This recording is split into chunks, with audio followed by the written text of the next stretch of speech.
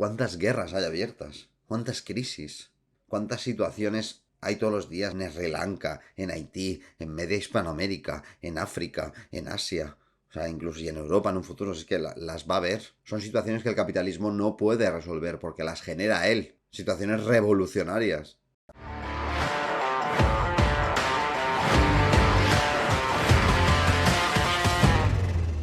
Hola a todos y bienvenidos a Formación Comunista. Yo soy Pau Botella y hoy vamos a contestar a Brigada Antifraude. Bueno, como ya habéis visto en el título, en la miniatura, en la introducción y hasta en la carta que os he enviado a vuestra casa, hoy vamos a hacer un vídeo que especialmente me hace mucha ilusión hacer, que es respondiendo a Brigada Antifraude. Brigada Antifraude, que entiendo que todos le conocéis, pero bueno, para quien no lo conozca, es un youtuber que no enseña la cara, pero que hace análisis bastante interesantes en YouTube desde hace tiempo. Ha dedicado una serie de vídeos a la cuestión del comunismo, cogiendo sobre todo portavoces, voy a decir, en internet para hablar del tema e intentando dar su visión del mismo. Tengo que decir un par de cosas antes de empezar. Lo primero es que yo respeto mucho el trabajo de Brigada. Soy fan en su trabajo contra la leyenda negra de España, en su trabajo también por desmentir los mitos de los liberales, y también respeto el trabajo que ha hecho para defender sus posturas incluso en contra de mi propia ideología, el comunismo, porque lo hace desde el respeto, se intenta informar, aunque tengo un par de notas que hacer antes de empezar, y al menos lo intenta hacer de la manera más rigurosa y coherente posible. Todo esto al menos desde su perspectiva. Sacó hace no mucho un vídeo sobre el comunismo que se denomina ¿Qué son el comunismo y el socialismo marxistas? Y posteriormente ha sacado otro vídeo denominado ¿Funciona el comunismo? Un vídeo en el que, bueno, puedo decir que aparezco, que eso me hace ilusión, aunque a mí no me responde, eso aparezco solo al principio, ahora lo veremos, y después como que intenta desmontar algunos de los argumentos que da Roberto Vaquero y nuestra organización de cara a algunos temas, solo algunos, que tienen que ver con el comunismo o la historia. Tengo que decir que ha mezclado a gente como nosotros, que llevamos toda la vida militando, organizando a gente, difundiendo nuestras ideas y llegando a cada vez más personas, con perfiles de Twitter. O sea, yo entiendo que a veces Internet parece más pequeño de lo que es, pero el comunismo es algo real, que está en la calle. Bueno, yo llevo 10 años militando, Robert lleva más de 20 y así tantísima otra gente que trabaja con nosotros codo con codo.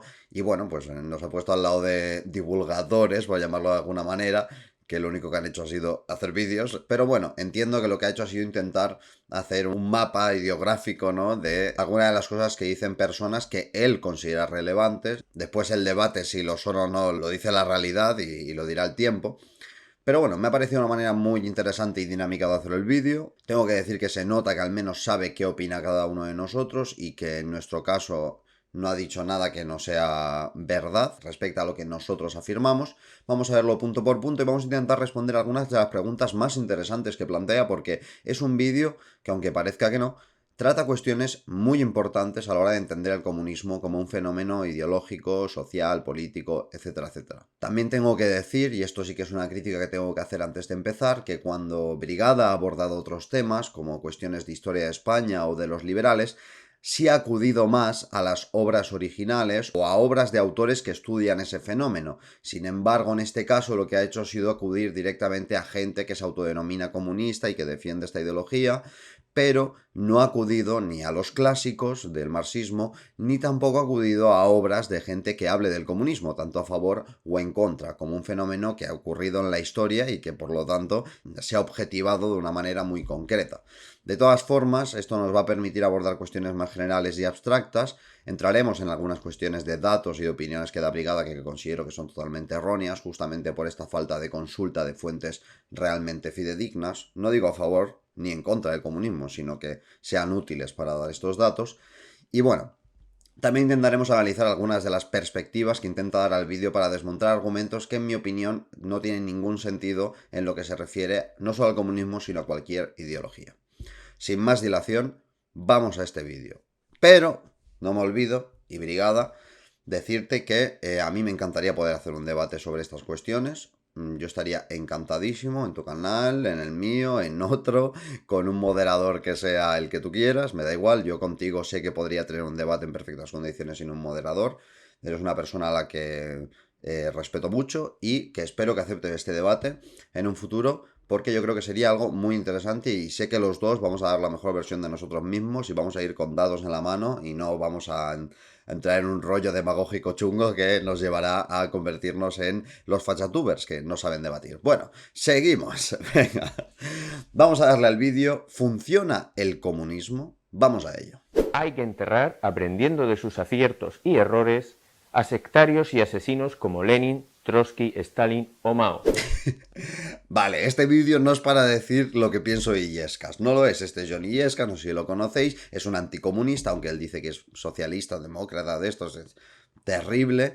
Odia las revoluciones porque funcionan y porque se hacen con métodos que funcionan, y él sueña con la revolución que nunca llega porque ni necesita la revolución ni la quiere ver, o sea, no pasa nada. Ha habido personajes así siempre, Bernstein, Kautsky, pero bueno, esos al menos militaban, hacían algo con su vida. Pero bueno, no voy a meterme en este tema, no voy a meterme en este tema. Y que en países como la Unión Soviética cambiaron, donde gracias a estas relaciones de igualdad entre los hombres, no solo se consiguió que la gente aportase lo mejor de sí a la sociedad y que se dedicase no solo siempre a hacer lo mismo, sino que pudiese desarrollarse en otros ámbitos, también el cultural, social, etc. He salido en un vídeo de Brigada Antifraude. ¡Vamos! ¡Claro que sí, hombre! Tú lo analizas lo que hizo Lenin y es vergonzoso. Cuando disolvió la Asamblea Constituyente, cuando reprimió a los obreros y a los campesinos. No hables de Lenin, no hables de Lenin, no hables de Illescas. No hables de Illescas. Pero ¿qué ejemplo de nada es eso? Es el ejemplo de la revolución más importante y grande que ha visto la historia, que liberó a los explotados de todo el imperio ruso y que acabó por liberar a más países, que influenció a toda la clase obrera internacional. No hables de Illescas, no hables de Lenin. Vamos a centrarnos en Brigada, ¿vale? Vamos a centrarnos en Brigada. ¿Cómo llamáis vosotros a personas que incitan, que dicen vamos a matar a estas personas? No solo vamos a matar a estas personas y vamos a reprimirlos, sino que lo va a ver todo el mundo cuando tienes opciones de hacer cosas diferentes. Un día haremos un vídeo de Johnny Illescas. Pero ¿por qué me pones esto al principio, Brigada? Si después no salimos ni yo ni Illescas. Pero bueno, lo bueno es que yo aquí salgo defendiendo a la Unión Soviética en contraposiciones de pusilánime. Ideológicamente hablando, lo siento, John, es lo que pienso. Es ridículo lo que estás diciendo. Me está doliendo, ¿eh?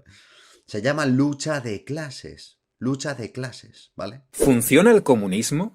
Tras haber visto en el anterior vídeo las distintas visiones que tienen los comunistas sobre el comunismo, ahora toca averiguar cuáles de sus valoraciones son acertadas y si sus propuestas funcionan de verdad. En primer lugar, hay determinadas partes de la historia que algunos han juzgado con demasiada generosidad para el lado socialista. Por ejemplo, el Holodomor en Ucrania. ¿Fue una hambruna? Sí. ¿Fue provocada por la Unión Soviética? No. Who is this? Este es extremeño, ¿no? Creo que... Me están viniendo recuerdos oscuros. Creo que es de Extremadura, sí, el chico este. No solo existió la hambruna famosa de Ucrania, es decir, hubo hambrunas antes, y eran cíclicas. Y precisamente con el socialismo se hizo que al final esas crisis desaparecieran y dejaran de existir. Y los kulaks tuvieron un papel reaccionario, porque primaban su interés individual frente al colectivo. Hicieron sabotajes, mataron a los animales de tiro y escondieron las reservas, promoviendo que los problemas que ya había con las hambrunas, que eran cíclicas. Entonces, si tú declaras la guerra al Estado, pues el Estado se va a defender. Y es algo que, no sé, cualquier persona vería como algo lógico. A veréis cómo desmonta esto Brigada, ¿vale? No, Roberto, en este caso fue el Estado el que le declaró la guerra a los campesinos. ¿Fuente? Los campesinos no fueron a Moscú a atacar al Estado soviético. Ellos estaban en sus tierras cultivándolas, muchos como pequeños propietarios que ni siquiera tenían mano de obra explotada. Y a esos no se les expropió. El proceso de colectivización en Ucrania no se hizo desde Moscú, fue un proceso que ocurrió en la Ucrania soviética, en una Ucrania ya gobernada por los soviets de obreros, soldados y campesinos, en la que muchísimos campesinos estaban incorporados en el Partido Comunista y estaban a favor de la colectivización, justamente, y como se demostró en el tiempo, para acabar con las hambrunas. Que por cierto, respecto a eso, es decir, respecto a la cuestión de que la colectivización permitió acabar con las hambrunas en Rusia, tal y como se conocían hasta entonces, al menos, es algo de lo que no hablas, Brigada. Pero es que esa solución, imposible de rebatir, fue otra demostración del triunfo del socialismo. ¿Hubo un proceso difícil en el campo? Sí. Hubo un proceso difícil. Sobre todo por los campesinos más ricos.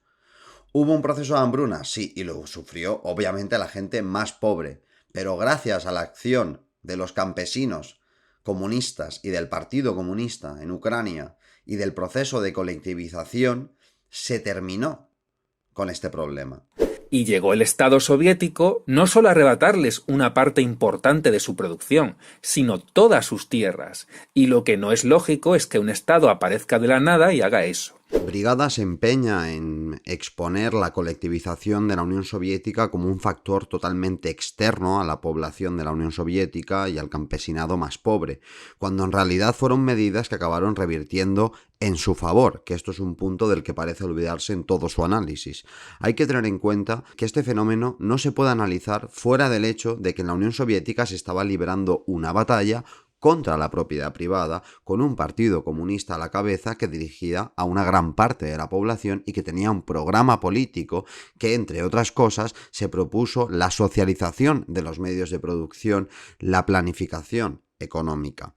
¿Con qué procesos podemos comparar la colectivización soviética del campo? Bueno, pues los procesos de cambios generales en el régimen de propiedad en el campo más importantes que había habido hasta entonces eran los procesos de liberalización del campo o de acumulación originaria que había llevado a cabo la burguesía a través de la liberalización de las tierras, con la ruptura del régimen feudal, con la ruptura con la servidumbre y la puesta en manos de las tierras del mercado privado.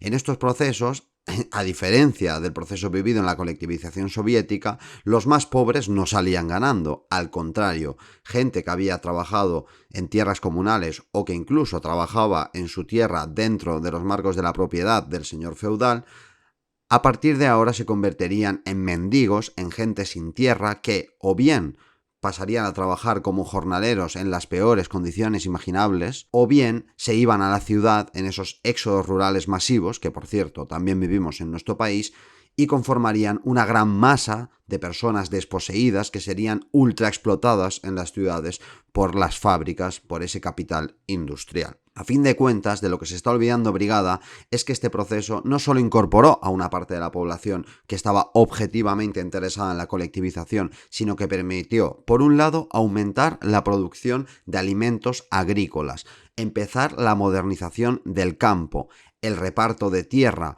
con los kolkhozes, que eran cooperativas estatales, y el acceso por parte de las capas más empobrecidas de ese campo mal distribuido entre kulaks, es decir, campesinos ricos y campesinos pobres, que a partir de ahora podrían vivir de la producción de sus tierras y además esa producción estaría planificada con el objetivo de dotar a la población soviética de los alimentos suficientes. No por nada hubo un aumento con el tiempo de la ingesta calórica de toda la población de la Unión Soviética y en Ucrania también. Los kulaks llevaron a cabo una actividad de sabotaje protegiendo sus ricas tierras y sus capitales en contra de la planificación soviética, como no podía ser de otra manera. Eso no implica que no fuese necesaria la reforma, ni que esta reforma, esta colectivización, permitiese acabar con las hambrunas y aumentar el nivel de vida de las capas más empobrecidas que por fin tenían un acceso digno a tierras que hasta entonces solo podían soñar tener. El reparto de tierras en el proceso de colectivización fue una realidad. Y si alguien ignora este hecho, está desacreditándose a sí mismo a la hora de analizar un fenómeno tan complejo como fue la colectivización en Ucrania. Y me dirás, pero es que son unos reaccionarios saboteadores que estaban a favor de la explotación del hombre por el hombre. Bien, tú imagínate a esos campesinos que no saben lo que escribió Marx, como mucho lo conocen de oídas, que casi no saben ni quién es Stalin, porque en aquella época medios de comunicación no había muchos, y de repente vienen unos funcionarios a decirles que sus tierras ya no son suyas. Vamos por partes. Bueno, yo ya te digo que en el año 32 en Ucrania sí sabían quién era Stalin. Lo sabían en España, lo sabían en Ucrania, o sea... Es que la política va más allá de los medios de comunicación también, y el Partido Comunista justamente se basaba en cuadros que trabajaban con las masas de manera directa, tenían un contacto con ellas. ¿Que había una parte de las masas de gente campesina, trabajadora, que no estaban a favor de la política del partido? Sí. Porque esto se llama proceso revolucionario, porque en ningún proceso revolucionario ha habido nunca una mayoría aplastante del 99% de la población a favor del cambio y un 1% en contra. No lo ha habido. No lo ha habido. Y en esos procesos hay problemas, como lo hubo en el proceso de la revolución bolchevique en el 17. ¿Cuál es la posición que tienen que tomar los revolucionarios que están apostando por algo en beneficio de la sociedad y que una gran parte de esa sociedad reconoce como tal?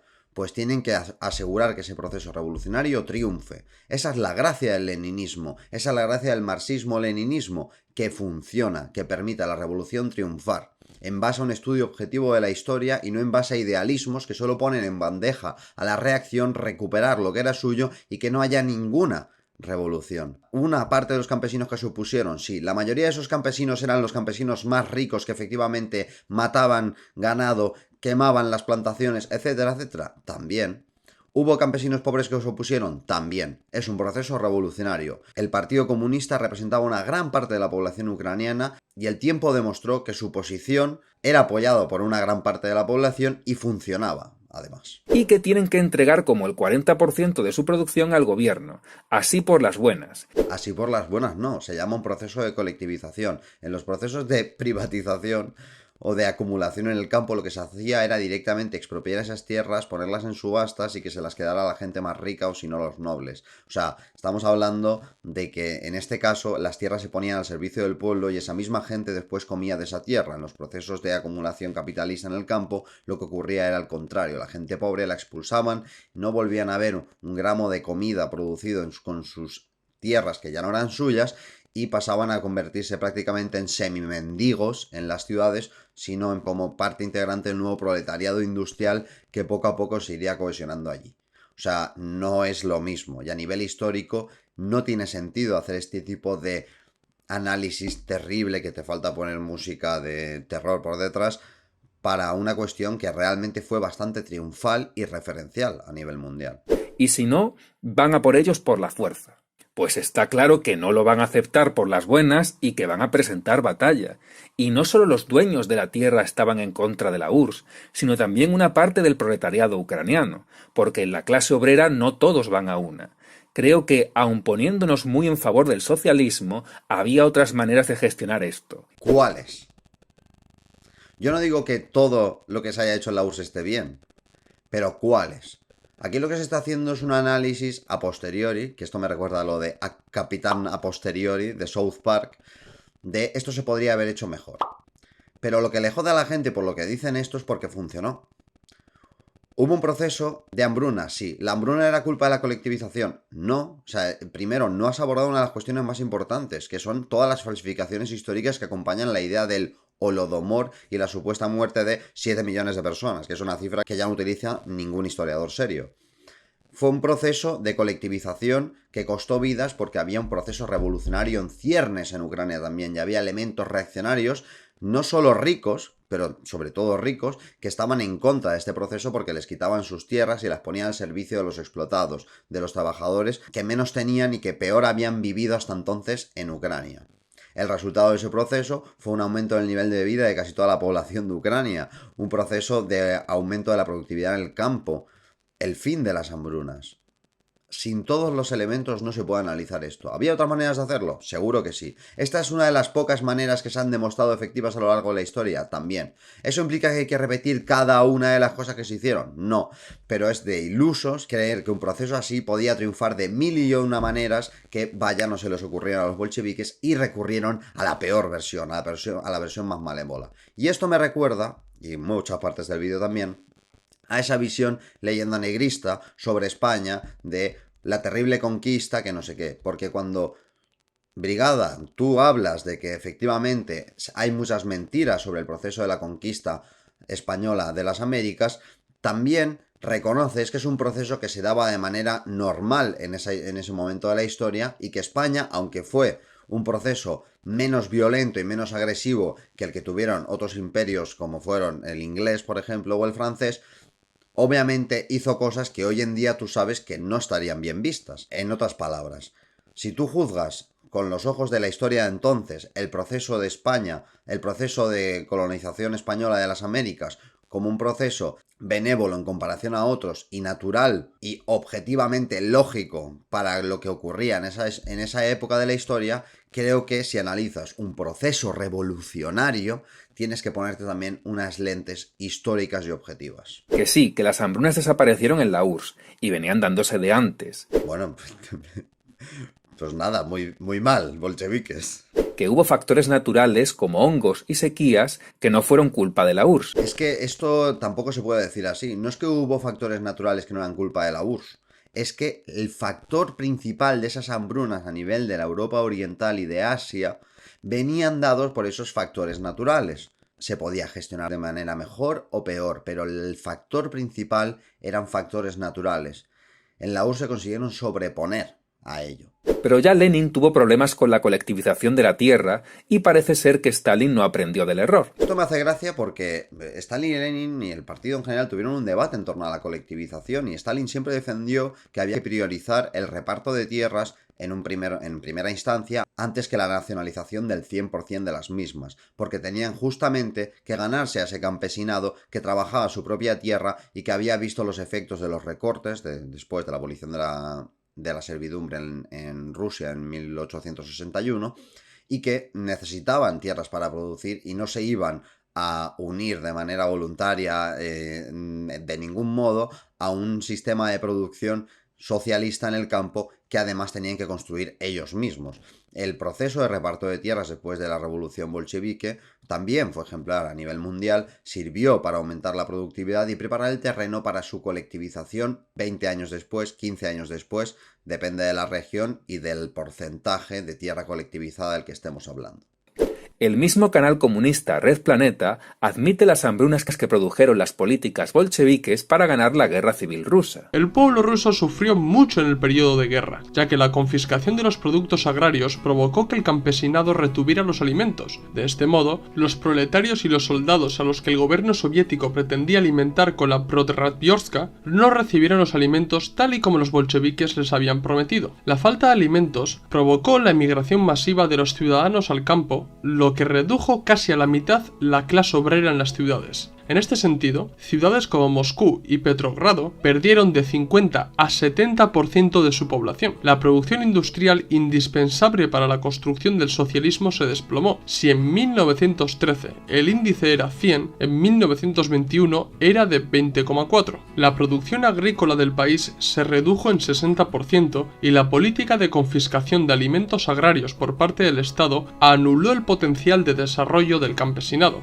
ya que estos no se preocupaban por aumentar la producción para su venta en el mercado, porque se le iban a confiscar de todas maneras. Esto no es del todo acertado, ya que el surgimiento del mercado negro obligó a los campesinos a preocuparse por las cosechas y desarrollar la producción para darles salida mediante ese mercado negro. Así explicaba Lenin la adopción de la NEP en el 10º Congreso del Partido Bolchevique. Hemos avanzado demasiado en la nacionalización del comercio y de la industria, en el bloqueo de los intercambios locales. ¿Era un error? Cierto. Podemos admitir en cierta medida el libre intercambio local, sin destruir el poder político del proletariado, sino al contrario, consolidándolo. El campesino puede y debe trabajar con celo en su propio interés, puesto que ya no se le pedirán todos sus excedentes, sino solamente un impuesto, que es necesario fijar cuanto antes de antemano. Lo fundamental es que el pequeño campesino esté estimulado, impulsado, incitado.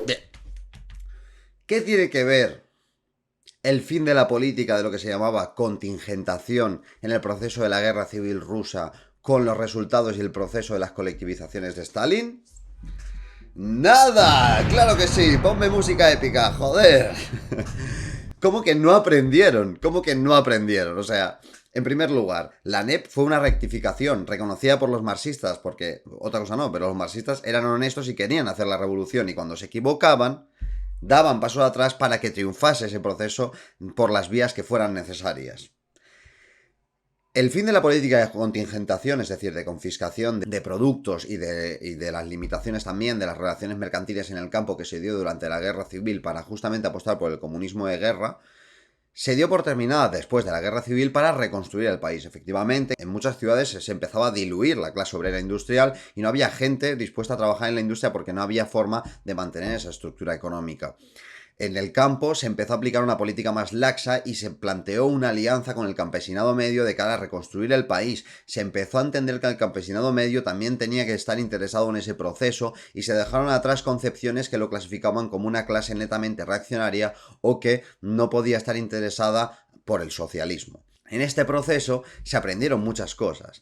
Y efectivamente, hubo muchos problemas económicos, una disminución brutal en el proceso de producción agrícola. Gracias a la NEP se restablecieron relaciones necesarias para volver a reconstruir las redes económicas que permitirían reconstruir el país y alcanzar cotas de producción agrícola impresionantes, así como industriales, pasando de la industria a adquirir cada vez un peso más importante en la economía nacional. ¿En qué se diferencia este proceso de las colectivizaciones de Stalin? ¿Cuáles fueron los resultados económicos de los procesos de colectivización en el campo? El proceso de colectivización en el campo fue muy difícil, fue prácticamente una guerra civil, fue algo que, según el propio Stalin, lo pasó peor con ese proceso de colectivización que con la Segunda Guerra Mundial.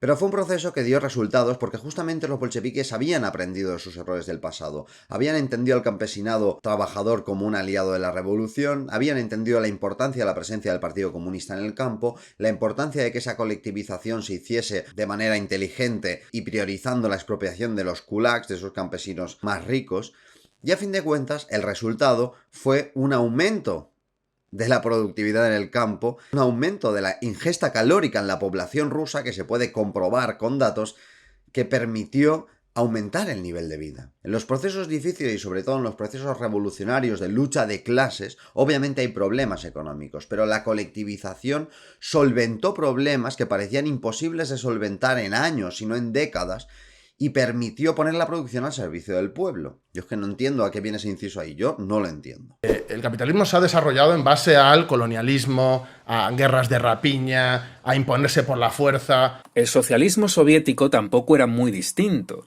Sí, era radicalmente distinto. Vamos a ver por qué. Pues se construyó sobre los cimientos del Imperio ruso. La URSS, liderada por Stalin, invadió Finlandia y le arrebató el 10% de su territorio, además de otras intervenciones militares en Irán, Mongolia o China. Brigada, vamos a ver. Roberto hace una puntualización muy importante a tener en cuenta. El proceso de aparición y de imposición del capitalismo a nivel mundial, universal, mediante el uso de métodos violentos, el colonialismo, la expropiación violenta en el campo, la guerra, la rapiña. El socialismo se dio a través de una revolución. Hubo un proceso revolucionario que costó vidas, y ahora hablaremos de esto, pero se hizo en base al poder popular. Se construyó un país en el que había un respeto hacia las naciones, en el que se respetó el derecho a la autodeterminación y se construyó unas relaciones de confianza entre naciones históricamente enfrentadas. La Unión Soviética apoyó de manera activa la lucha contra el colonialismo y el fin de la opresión colonial. En la Unión Soviética se acabó con los pogromos que se llevaban a cabo durante el zarismo para eliminar a etnias, como por ejemplo los judíos, a los que por cierto se les dio un estado. La Unión Soviética puso fin a una situación bélica, de explotación y de miseria que vivía medio mundo por un capitalismo cada vez más agonizante. Estás comparando las actividades militares de la Unión Soviética durante la Segunda Guerra Mundial para la supervivencia del país en un proceso de extrema incertidumbre y con serios problemas para el mantenimiento de las estructuras del Estado, con el proceso de colonización capitalista, con las hambrunas del Imperio inglés en India, con lo que hacían los belgas en África, con la política de golpes de Estado de los Estados Unidos, con la Primera Guerra Mundial. ¿De qué estamos hablando, señores? Creo que es una manera muy frívola de tratar un tema tan amplio y del que además Brigada sabe tanto. Si alguien se ha dedicado justamente a desmontar que el capitalismo ha llegado aquí con florecitas, es Brigada. Y no entiendo esta fácil comparativa absurda de periodos de tiempo cortos, situaciones críticas y de emergencia, con periodos de tiempo largos y la norma, el patrón del capitalismo salvaje se ha ido imponiendo a nivel mundial entre capitalismo y socialismo. Es que no lo entiendo. Y tras la Segunda Guerra Mundial, los territorios que el ejército soviético tomó en Europa del Este fueron convertidos en países satélites de la URSS. Ya, pero ¿qué tiene que ver eso con el exterminio de la población? En esos países también hubo procesos de liberación nacional contra los nazis, y hubo un crecimiento de los partidos comunistas y las masas confiaban en la Unión Soviética. ¿Hubo gente en contra? Sí, hubo unos países donde se hizo de manera más impostada que en otras, sí, totalmente.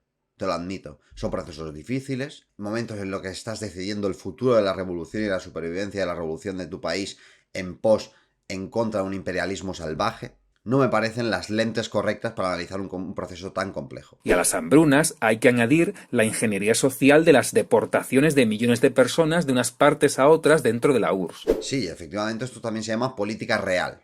Cuando tienes unos vecinos que se llaman nazis, que intentan invadir tu país, y que además se hacen valer de poblaciones concretas a las que por la posición que tienen respecto a ti instrumentalizan en un proceso realmente bélico y peligroso, tienes que tomar decisiones. Decisiones que en otros países capitalistas hubieran sido exterminar poblaciones enteras y que en este caso se convirtieron en relocalizarlas, como pasó con los tártaros.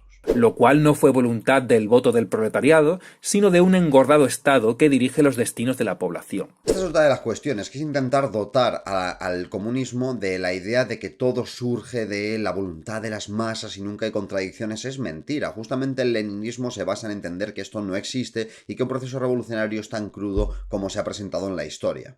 Esto, por otro lado, nos deja ver hasta qué punto Brigada desconoce la realidad de lo que era el partido y lo que significaba en la estructura de los soviets en la Unión Soviética, en qué se basaba ese poder de las masas trabajadoras, que por supuesto era contradictorio y el partido tenía justamente el papel de luchar contra visiones que podían poner en peligro la supervivencia del propio Estado, de la propia población ante una posible invasión.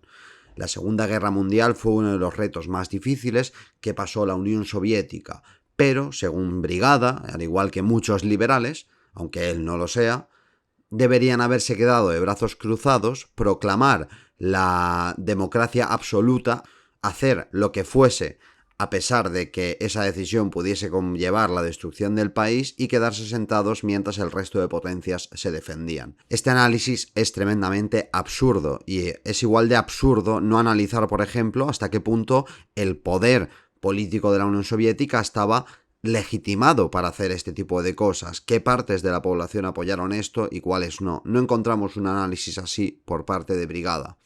Con respecto al golpe de Estado de 1934 en España, al cual llamáis románticamente revolución, tanto Santiago como Roberto pecan de lo mismo. Santiago dice que estaba justificado que el Partido Socialista fuera contra la legalidad republicana porque la prioridad de la clase obrera era acabar con el líder de derechas, Gil Robles, y nada más alejado de la realidad. Para empezar, habla de clase obrera como un colectivo con objetivos uniformes.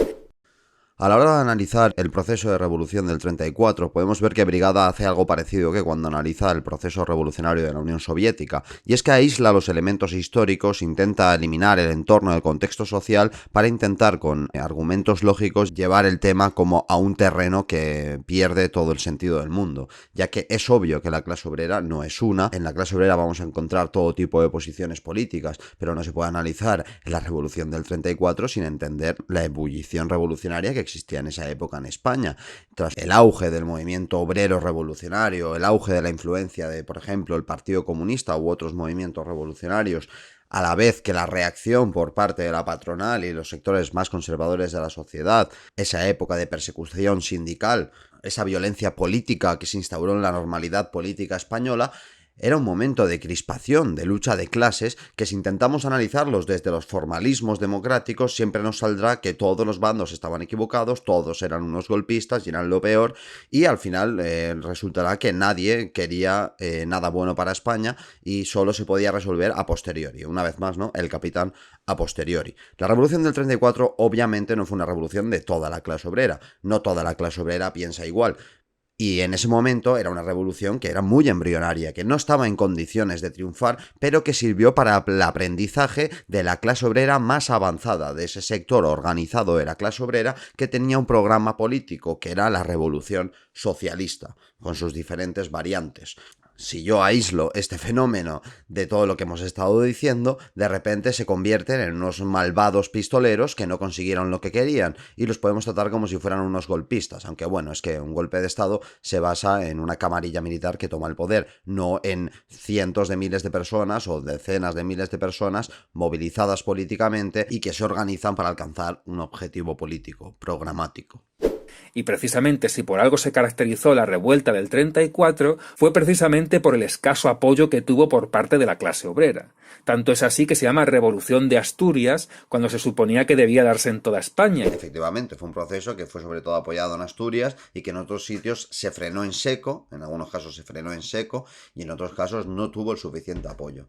Eso no implica que no fuera un intento revolucionario válido. No hay ninguna revolución que venga dada por la mayoría absoluta de la población que al unísono decide no sé qué. Eso no ha pasado nunca, ni pasará. Y fue un intento revolucionario que enseñó mucho a la clase obrera española. Le enseñó que la legalidad republicana no podía obedecer a los intereses de gran parte de los obreros. Y no solo hablo del interés de la revolución socialista, digo el interés de comer, de que te hagan caso en tus reivindicaciones sindicales, en la lucha por más libertades democráticas, etcétera, etcétera. Nadie dice que toda la clase obrera esté de acuerdo siempre. Nadie dice que la revolución del 34 fuera una revolución de toda la clase obrera. Cuando hablamos de que es una revolución de la clase obrera, hablamos de que fue una revolución de una parte de la misma, unos de los elementos más conscientes de la clase obrera que a nivel objetivo entendieron su papel en la historia e intentaron llevar a cabo un proceso complejo que acabó por fracasar.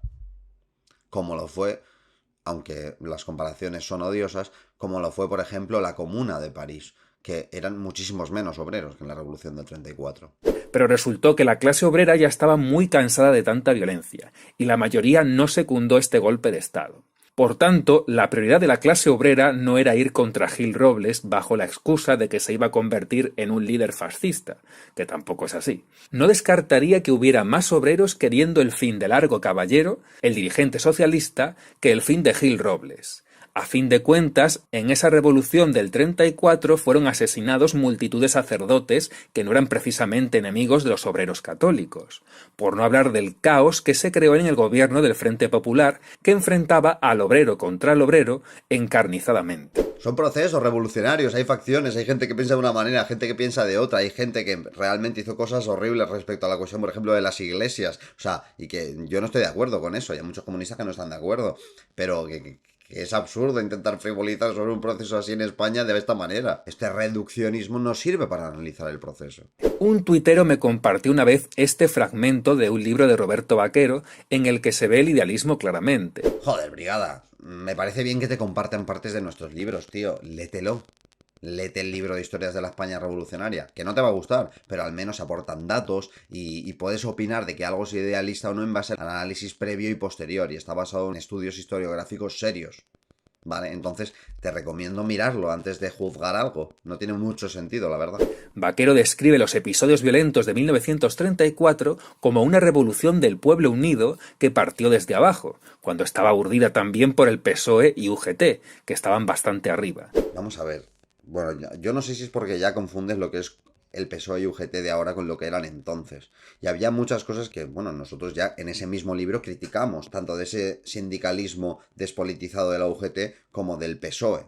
Pero justamente en el PSOE y en la UGT estaban organizadas la gran mayoría de la población obrera. La gran mayoría. Estaban organizados en ellos. Entre ellos y los anarquistas. Entonces, obviamente, hacemos referencia a esas bases obreras. A nosotros el PSOE de esa época nos repugna. Y por algo la guerra acabó como acabó. Fue justamente porque el PCE permitió que el PSOE tuviese esa posición hegemónica. También dice que esos obreros fueron un ejemplo heroico de cómo la clase obrera puede hacer frente a sus enemigos. Efectivamente. A los que hicieron frente fue a los también obreros que estaban en el ejército o en la Guardia Civil. De verdad, esto es un argumento. A los que hicieron frente fue a los que, cuando los obreros se levantaron para conquistar las fábricas y empezar un proceso revolucionario en España, les apuntaron con armas. Tus compañeros los obreros te están apuntando con armas, de verdad. Este rollo de romantizar a las fuerzas del orden porque, es que son obreros, pobrecitos, estás haciendo la revolución contra ellos. No, mentira, estás haciendo la revolución contra la clase dominante. Y el que se quiera poner del lado de la clase dominante decidirá su lugar en la historia, si ganan unos o ganan otros. Fin. Esto se llama proceso revolucionario, realidad, política real. Brigada, ¿a ti te gusta la política real? Si tú entiendes el comunismo, entiendes cuáles son los objetivos y cómo analiza los procesos revolucionarios, no puedes intentar hacer un análisis así de reduccionista e infantil sobre cuestiones tan tontas como que, es que iban en contra de los guardias civiles. Ya, tío, los guardias civiles les apuntaban con sus armas, les disparaban y les torturaban. Entonces, claro, se crea ahí algo, hay una crispación. Entonces, bueno, yo entiendo que lo que habría que haber hecho es poner una flor en el cañón de esa escopeta. Es que no tiene ningún sentido. Además de unos cuantos sacerdotes rasos y desarmados. Una carnicería de más de 1000 muertos, ¿y todo para qué? ¿Dónde está el heroísmo? ¿Y todo para qué? Bueno, pues fue una inspiración a nivel nacional para todos los obreros. Fue algo que también permitió el triunfo del Frente Popular a nivel posterior, que fue acompañado por un movimiento revolucionario que rebasaba las instituciones, las votaciones y que realmente se convirtió en una fuente de cambio potencial para España. O sea, no entiendo qué manera es esta de reducir el impacto del 34 cuando fue algo determinante para los siguientes años. Y quien sepa algo de historia de España sabe que esto es así, esté a favor o en contra de la revolución del 34.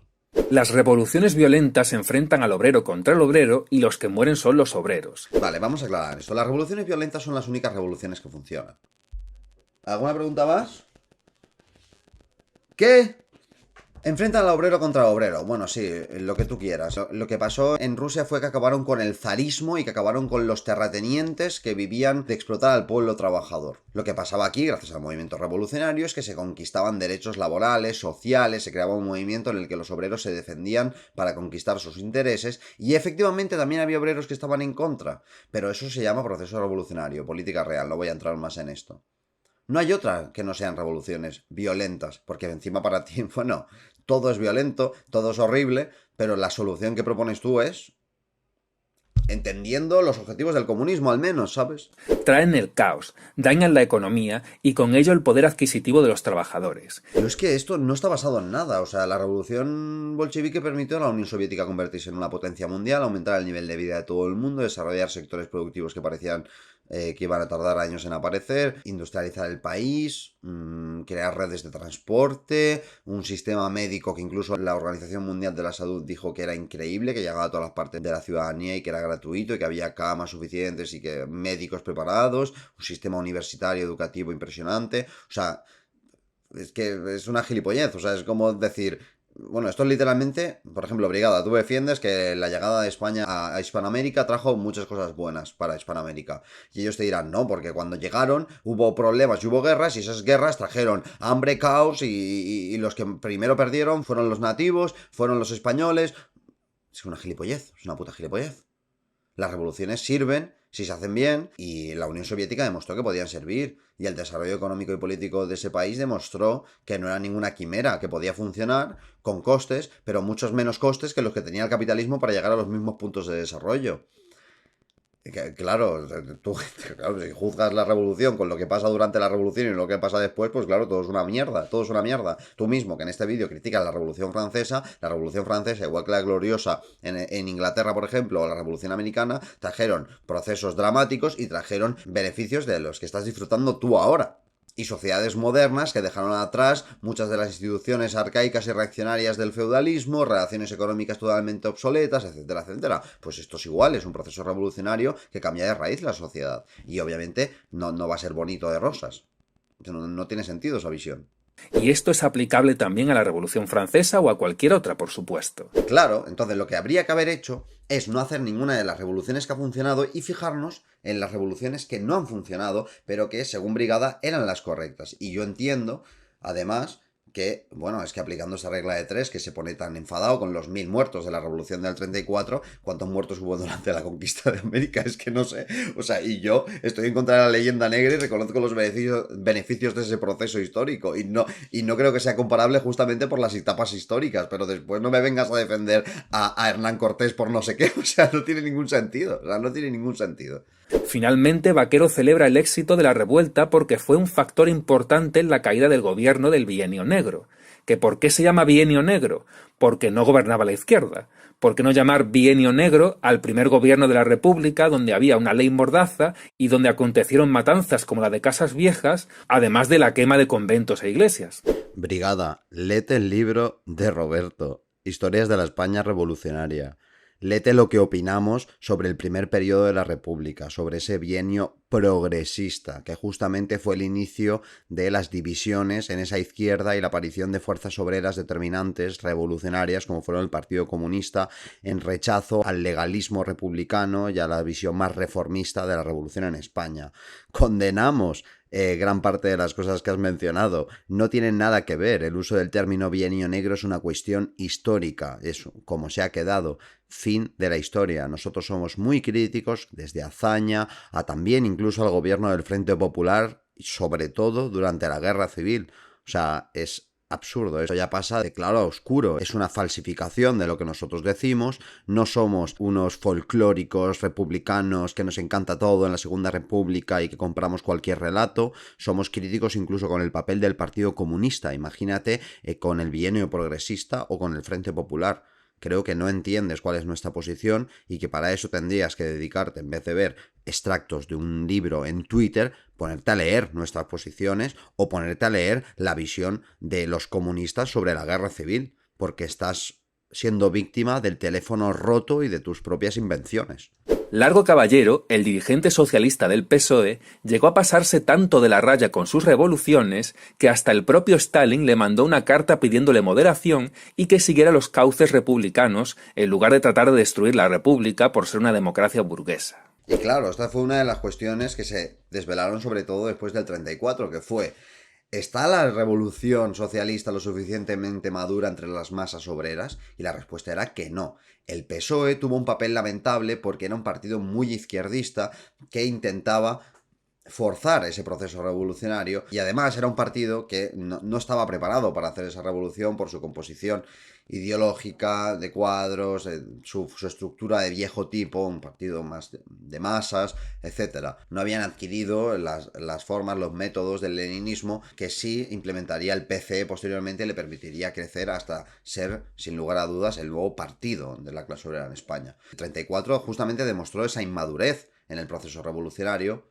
Largo Caballero no era ningún brillante marxista-leninista. Stalin tuvo que ponerle en su lugar a nivel político, y eso no implica que todo lo que pasó en el 34 nos sirva de lección histórica para lo que pasó después. Y por poner un ejemplo, no sé, todos los intentos revolucionarios o incluso de golpes que hubo en el siglo XIX por parte de las facciones liberales de la burguesía por acabar con los resquicios del absolutismo e implementar derechos democráticos, fue una cuestión de aprendizaje histórica también, y eso no implica que tengamos que decir, por ejemplo, que todo el sexenio democrático no valió para nada, eran todos imbéciles y estaban locos. O sea, no tiene sentido. La Primera República también tuvo muchos errores que se sirvieron, por ejemplo, de inspiración para lo que ocurriría más tarde. Y a fin de cuentas es como funciona la historia. Aunque aquí tenemos a el capitán a posteriori para decirnos lo que está bien o lo que está mal. Los primeros, y tú lo estás demostrando, Brigada, cuando lo pones, los primeros en darse cuenta de las limitaciones de ese proceso revolucionario fueron los comunistas.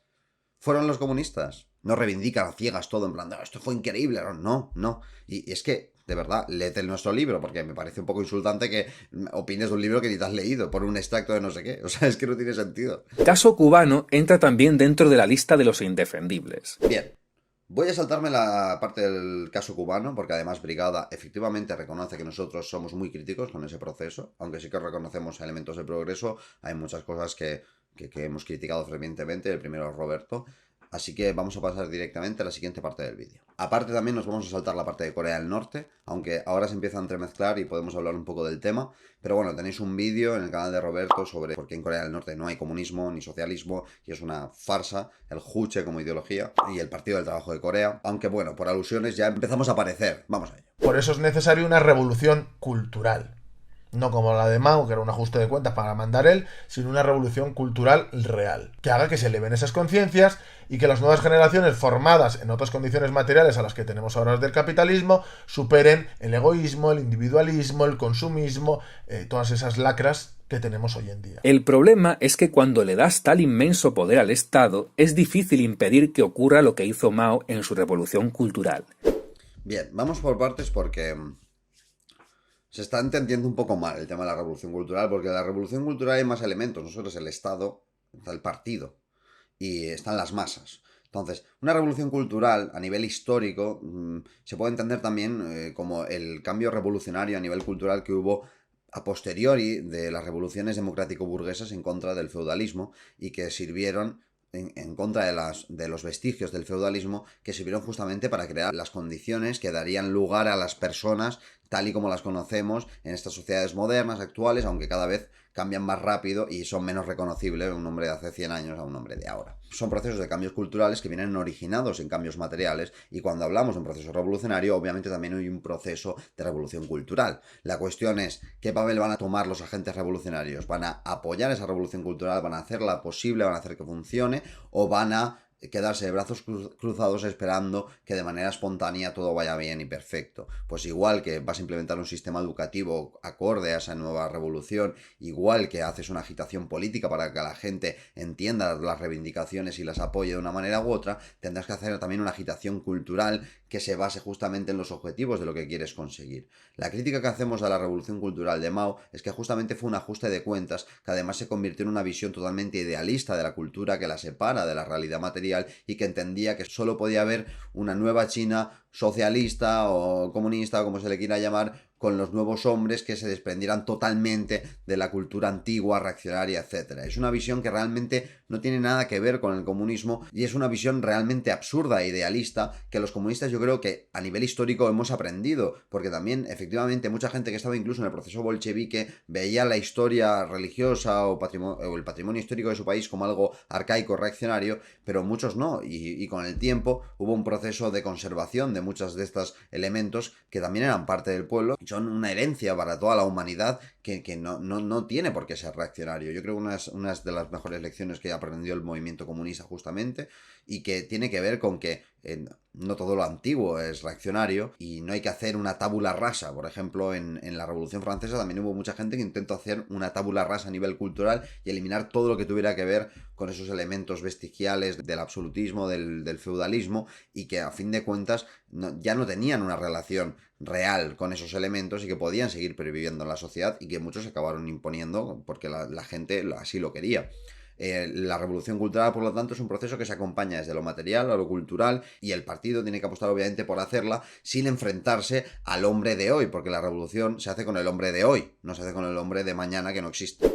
En cualquier caso, lo que plantea la revolución cultural en su teoría es unificar el pensamiento de todos para que todos piensen igual o parecido y se organicen de una determinada manera, al unísono, borrando comportamientos como el egoísmo. ¿Cuánta gente está a favor del esclavismo hoy en día? ¿Cuánta? ¿Cuánta gente está a favor del esclavismo? Hoy en día, por ejemplo, ¿tú estarías a favor de que hubiera un partido que defiende el esclavismo? Y dirás, no, pero eso es una locura. Bueno, pues antes sí estaba permitido el esclavismo. Y a nivel cultural eso cambia también. Cambia en la concepción que tienes sobre las personas, sobre las relaciones humanas, sobre X o Y. Ha habido muchos cambios culturales y se han hecho al unísono a nivel universal porque ha habido procesos en medio que han implicado cambios materiales que han desembocado en esos cambios culturales, incluso se han forzado cambios culturales que hoy en día siguen sobreviviendo a la historia. La revolución cultural tiene que ver con el cambio de un modo de producción a otro, es un proceso largo, difícil, que tiene muchas contradicciones, como lo tuvo el capitalismo respecto al feudalismo. ¿Cuántas concepciones del feudalismo a nivel político, moral, cultural sobreviven hoy en día entre las masas? Y tú podrás intentar hacer una conexión aislada entre un elemento de ahora y un elemento de hace 1000 años, por ejemplo, o de hace 600 años. Pero la realidad es que las relaciones humanas han cambiado, las relaciones culturales también. Y en el proceso de la revolución tienes que apostar por ese cambio, pero entendiendo que no es un cambio que se pueda forzar hasta el punto de que te enfrentes a la sociedad en sí mismo. Lo cual es cuanto menos ambicioso en exceso. No lo es, no lo es. De hecho, el capitalismo ha revolucionado las relaciones sociales, las relaciones económicas y políticas y por lo tanto las relaciones culturales. Vas a comparar las relaciones culturales de hoy con las de la Edad Media, o sea, no tienen ningún sentido. Es ambicioso porque es política real y porque es una revolución, pero no es idealista, no lo es. Y no es rollo acabar con el egoísmo de, nunca nadie podrá pensar nunca más hacia su beneficio en contra de los demás. No, es dar un paso más, como se han ido dando a lo largo de la historia, pero en este caso muy importante porque es a través de la abolición de las clases sociales, un paso más en ese proceso de socialización de los hombres en el que se dejen atrás visiones como que está bien que te dediques a convertirte en un rico parásito que vive del trabajo de los demás, engañando y explotando a los demás mientras la gente se muere de hambre. Pues sí, eso se elimina, se promueven valores como la solidaridad, como el compañerismo, crear redes cooperativas de personas para ayudarse unos a otros en procesos en los que todos estamos involucrados en vez de ir cada uno por su lado, en acabar con el consumismo enfermizo que hoy en día se promueve como un modelo de negocio y de consumo que se estudia a la perfección para ver cómo la gente puede consumir más y más y más y más. O sea, pues acabar con esas cosas y con todos los efectos culturales que se derivan de ello, pues obviamente es parte de la revolución cultural. y el socialismo, que se basa en la socialización de los medios de producción y en el fin de la explotación del hombre con el hombre, tendrá unos cambios culturales elementales que el partido tendrá que defender y que promover, porque si no, aunque lleguen por sí solos de manera espontánea, estás abriendo la veda para que la reacción también tenga un papel fundamental y no des la batalla cultural contra esa gente. Por poner un ejemplo, aunque sea tonto y simple, creo que es bueno hacerlo así también. Hoy en día la gente se está hartando del feminismo, está hasta los huevos, no quiere saber nada ya de ese rollo feminista de antes, de radical, de no sé qué, y aún así sigue estando muy aceptado, es decir, hay una aceptación bastante general a nivel tácito y también hay un rechazo cada vez más creciente. Tú puedes hacer, si crees que el feminismo es una farsa, como yo sé que tú crees, Brigada, y como yo al menos creo, tienes que luchar para que a nivel cultural también la gente entienda que esa visión de dividir al hombre y a la mujer y enfrentarlos, supremacista, absurda de muchas partes del feminismo, hay que rechazarla y hay que promover otra visión de las relaciones humanas. Pues en ese proceso puedes elegir el camino de hacerlo o de quedarte de brazos cruzados. Tú justamente, Brigada, que haces una batalla cultural, creo que deberías entenderlo mejor que nadie. Tenemos hoy en día de opresión contra nuestra clase, es el modo productivo actual. Joder, el puto Brigada ha sacado un vídeo de hace 4 años ya, ¿no? Pero, tío, este creo que es como el segundo vídeo que sacamos, cabrón. Tío, yo he hecho vídeos hablando de este tema ahora, hijo puta. Y Robert ha hablado también de este tema ahora. Esto es malicia, es malicia. Brigada, cabrón. ¿Cómo nos haces esto, tío? Que ni se sentaba Robert, en esa época ni se sentaba, tío. Era increíble. El otro día, en el especial que hicimos para Navidad, creo que fue, que estuvimos reaccionando a clásicos del canal, vimos, bueno, fue en el de 100.000 suscriptores, vimos parte de estos vídeos y estuvimos riendo ahí todos un poco porque era como el más amateur imposible. Bueno, vamos a darle, venga. Y creemos que está en la fase imperialista, en la fase agonizante, en la última fase, y que esa agudización cada vez es mayor y que, por supuesto, habrá épocas de revolución social, de cambio de modo de producción, y en la época en la que vivimos solo hay una posible revolución que pueda realizar ese cambio, esa transformación, que es la revolución socialista. Bueno, me hace especial gracia la cuestión de que Brigada ponga la etiqueta de futurible mientras Robert menciona que supone la fase agonizante del capitalismo, el imperialismo, es decir, esa época de revoluciones, de contradicciones cada vez más agudas que el capitalismo es incapaz de resolver.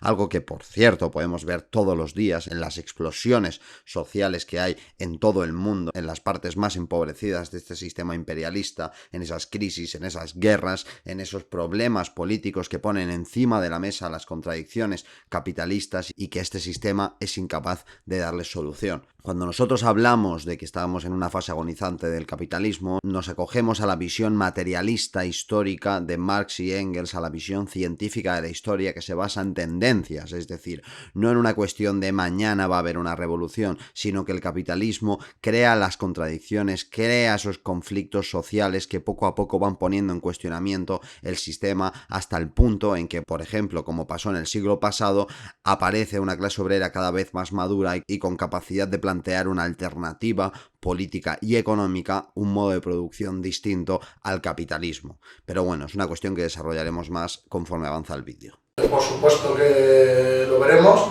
y si no lo vemos nosotros porque caigamos en la lucha o por otras cuestiones, desde luego la humanidad sí lo va a ver. No hay ninguna prueba de que el capitalismo esté en su fase agonizante. Eso solo podemos verlo a posteriori si este se acaba.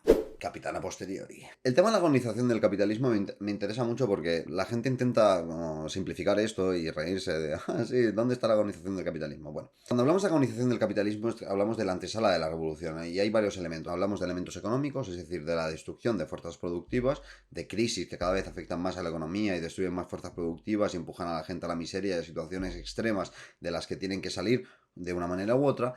Y de que justamente estas situaciones de depredación del capitalismo lo que genera son situaciones con potencial revolucionario que pueden cambiar el sistema y que con el tiempo se hace más evidente y más evidente cómo es necesario que se haga ese cambio, ¿vale? Se llama tendencia histórica. Si mañana cae un puto meteorito en la Tierra y morimos todos, pues no va a haber socialismo ni va a haber nada. Esto se basa en decir que en el capitalismo se generan esas condiciones para que la clase obrera entienda su papel histórico y que ahí es donde los comunistas tienen que actuar para concienciar, organizar a la clase obrera que madura cada vez más y más y más para llevar a cabo esos procesos revolucionarios.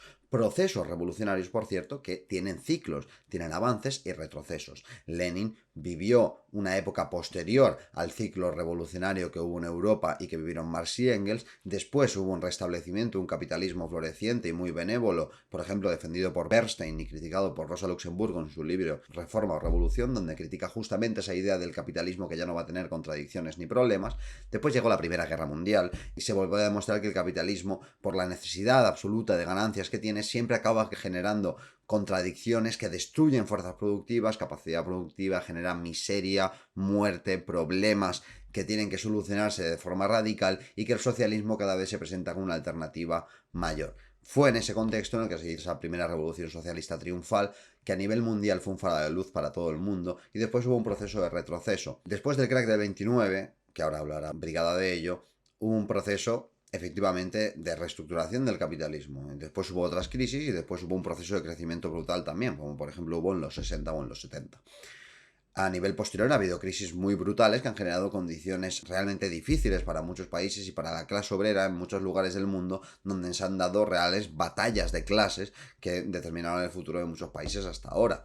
Y ahora mismo nos encontramos en un proceso de concatenación de crisis que no sabemos a dónde nos va a llegar, porque además estamos en un contexto prebélico o bélico ya en Europa con la cuestión de Ucrania, que está haciendo que los países aumenten su presupuesto militar, se aumenten las tensiones entre los estados y que la clase obrera vuelva a sufrir en un futuro, seguramente, los efectos de ese imperialismo que agoniza y que se come a sí mismo como un capitalismo contradictorio que busca las ganancias para los grandes monopolios a costa del empobrecimiento, la explotación e incluso la muerte de la población sin importarles nada. Hay otros elementos que tenemos que tener en cuenta. Aparte de esas contradicciones cada vez más crecientes en el capitalismo y que la economía intenta contener para que no implosionen, tenemos que tener en cuenta otros factores. Por ejemplo, Brigada argumenta que hoy en día se vive bastante bien y, bueno, muchos liberales también recurren al argumento de que hoy en día nadie es pobre o no es tan pobre como antes, que nunca habíamos estado tan bien como ahora. La realidad es que, bueno, aparte de poder discutir estos datos, tenemos que tener en cuenta que las revoluciones no solo vienen dadas por la capacidad de consumir X de la población explotada, es decir, la gente que vivía, por ejemplo, en la época de la Revolución Francesa y las épocas de las revoluciones democrático-burguesas en Europa, vivía bastante mejor que la gente que tuvo que vivir, por ejemplo, algunas de las partes más florecientes y crecientes del esclavismo, por ejemplo, el Imperio Romano.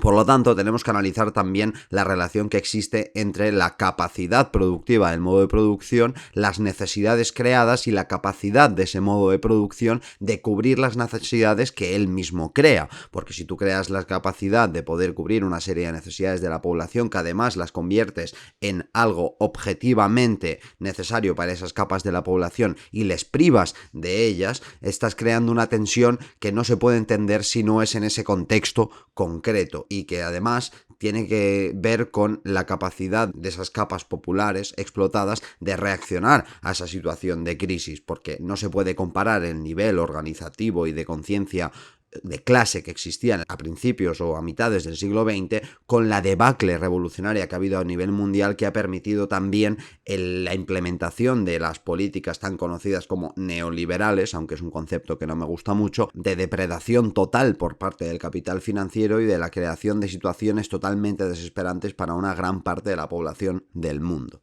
Después del crack del 29, el capitalismo parecía más agonizante de lo que pueda parecer hoy, y sin embargo, mirad todo lo que vino después.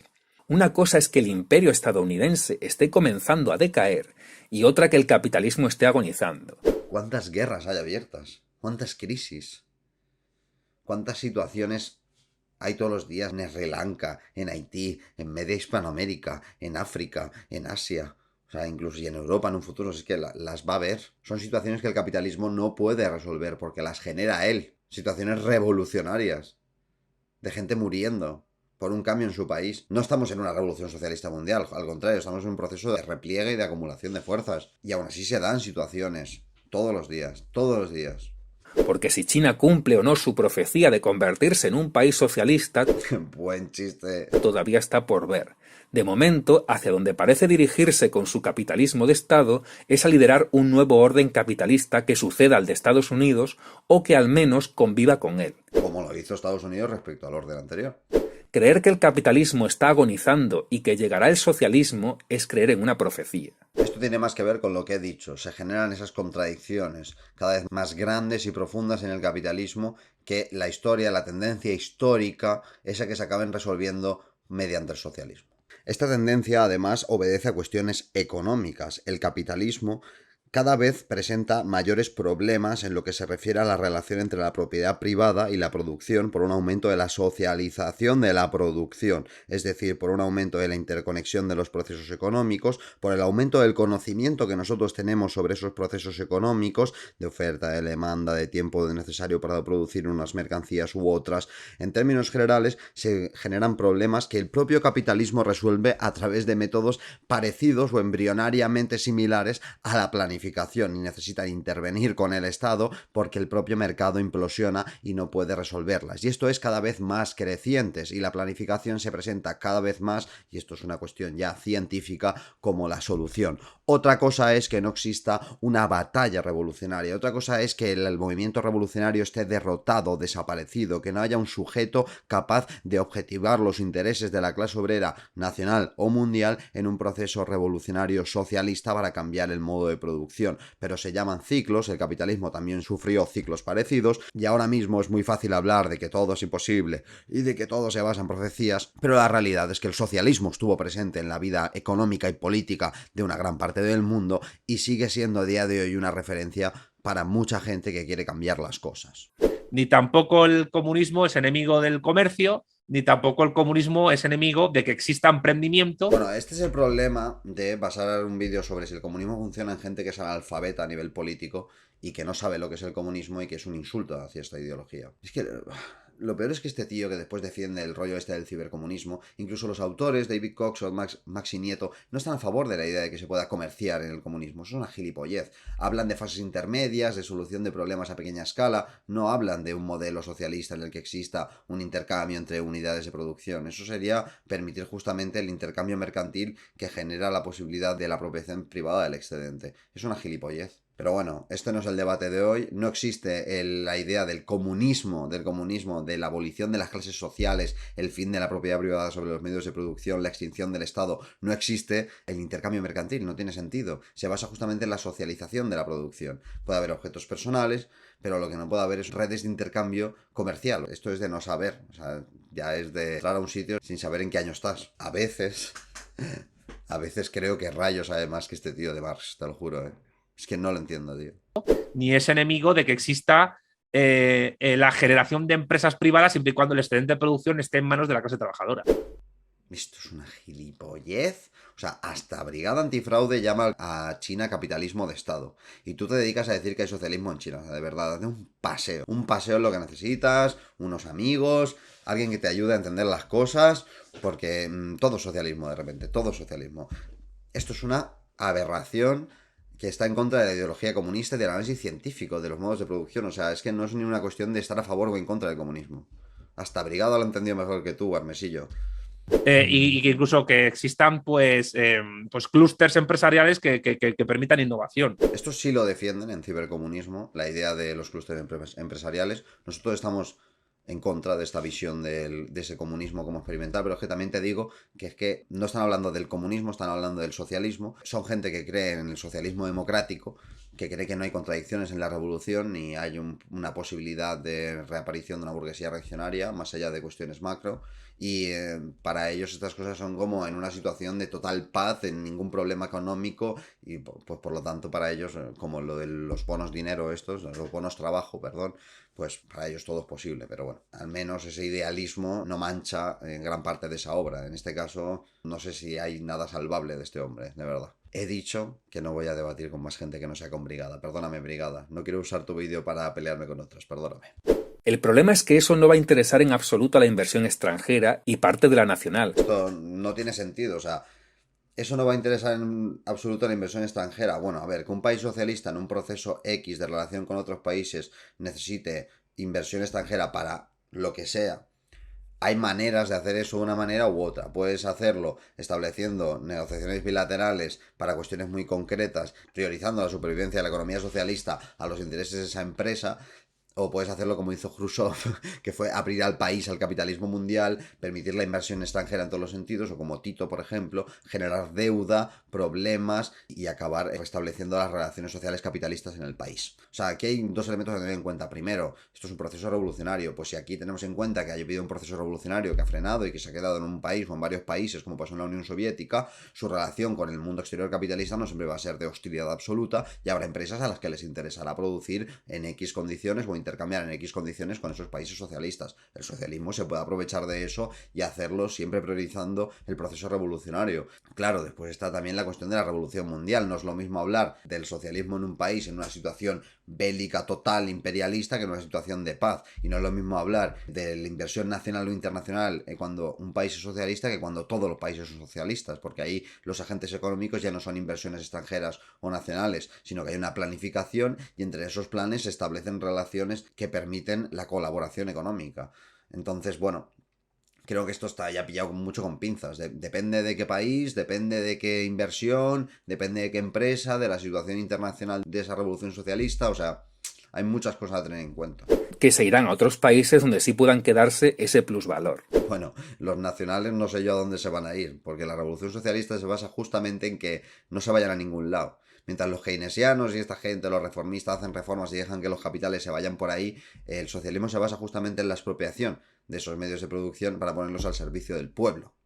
¿Vale? Y otra cosa que me gustaría agregar, digo, para toda esta gente que dice de que, pues es que se ha intentado muchas veces y ha fracasado. Y claro, hay que ser crítico y frío con los intentos socialistas de las últimas décadas y entender por qué cada uno de ellos tuvo sus éxitos y sus fracasos. Pero algo que también la gente tiene que entender, aún el cambio del modelo feudal al modelo capital tomó siglos. Sí, o sea, 6 siglos. No se dio así de la noche a la mañana, ahora somos capitalistas. Por supuesto que no. Es una negación de la historia. La diferencia es que los burgueses no pasaron todos esos siglos tratando de imponer un sistema capitalista porque así lo había pregonizado algún filósofo como Marx. Pero eso es alucinante. ¿Cómo van los burgueses hace, no sé, 8 siglos a teorizar sobre una revolución y sobre un cambio social y productivo en base al estudio científico de la historia si ni siquiera existía la ciencia social?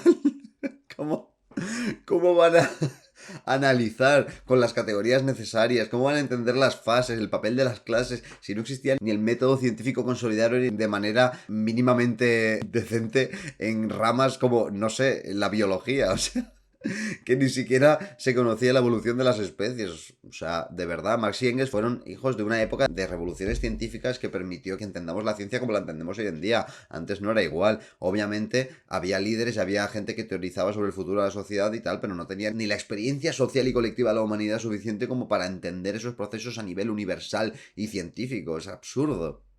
Es absurdo, y eso de que los burgueses no lo hacían por más, bueno, pues unos decían que lo hacían por X o por Y, ¿sabes? O sea, cada uno tenía sus teóricos de referencia o sus líderes espirituales o políticos en la vida que utilizaban de referencia para hacer lo que querían, pero ¿cuántos intentos de revoluciones burguesas ha habido?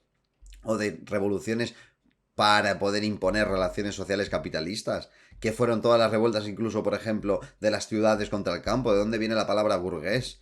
O sea, no se dan cuenta de que en los procesos de lucha de clases de la burguesía contra los señores feudales y las viejas castas feudales se estaba gestando un problema que después cristalizó en revoluciones con objetivos muy claros, con programas muy claros, y aunque no tuvieran las herramientas científicas tal vez para poder entender todo ese proceso, sí se aproximaban a ello. Y ahora lo dirá, la Revolución Francesa sí que fue un ejemplo de una burguesía más consciente de su posición en la lucha de clases, pero es absurdo. Es absurdo creer que el comunismo solo es Marx.